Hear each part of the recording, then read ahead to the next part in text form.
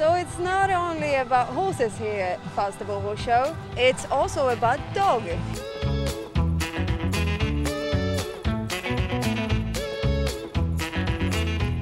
I'm sitting here with Emily Nilsson and Chino. They just won the agility. Yeah. Congratulations. Thank you.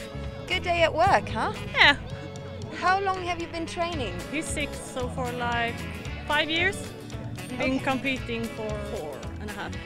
And what breed is he? A miniature pinscher. Okay. And this is like the perfect dog for this, right? Yeah, I think so. Yeah? Yeah. So what's next up? Swedish Championships in agility? We're trying. I have a puppy myself. Yeah? So he is 1 now. Is it time to start training? It depends on what breed it is. He's a Petit Brabançon. Yeah. You can start now. Yeah? Yeah. Cool. So I see you here next year. Well, I wouldn't hold my breath, but yeah, maybe. Sit.